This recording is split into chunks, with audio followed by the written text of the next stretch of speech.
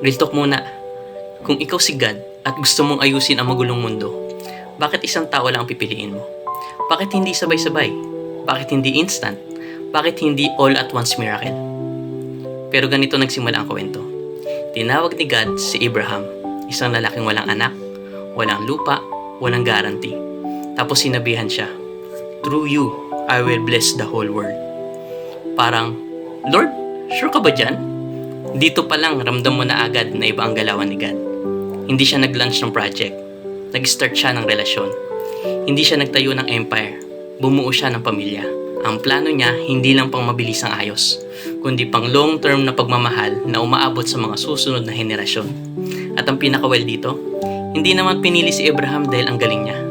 Pinili siya dahil marunong siya magtiwala.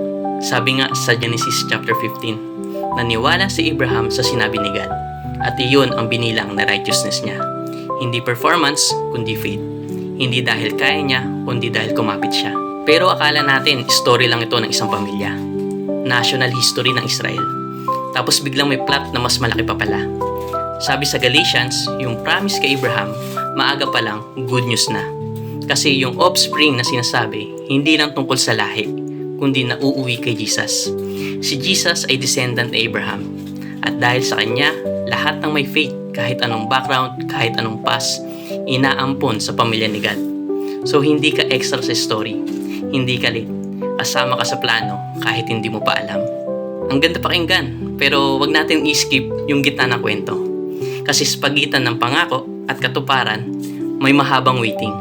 May gutom, may takot, may maling desisyon, may moments sa parang tahimik si God.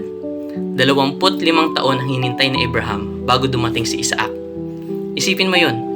Ilang beses kaya siya napatanong, Lord, sure ka pa ba?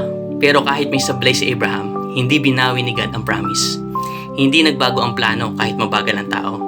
Kasi ang faithfulness ni God hindi nakabase sa consistency natin, kundi sa character niya. Kaya kung nasa season ka ngayon na parang antagal ng walang sagot, parang puro hintay, parang puro tiwala na lang ang meron ka, hindi ka nag-iisa. Baka hindi pa tapos ang chapter. Baka ngayon, hindi pa binabago ni God ang sitwasyon, pero binubuo na niya ang loob mo. Kasi minsan, bago niya ibigay ang pangako, hinahanda muna niya ang puso na tatanggap nito.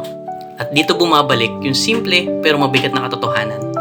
God does not give up on humanity. He chooses a family. Pinipili pa rin niya ang mga tao. Pinapanghawakan pa rin niya ang mga pangako. At kung faithful siya noon, faithful pa rin siya ngayon. So siguro ang tanong na lang ay, hindi kung tutuparin ba ni God ang sinabi niya, kundi kung kaya ba nating magtiwala habang hinihintay natin. Kasi baka sa waiting, doon din tayo hinuhubog, doon din tayo minamahal, at doon din natin mas nakikilala kung sino talaga ang Diyos na pinanghahawakan natin.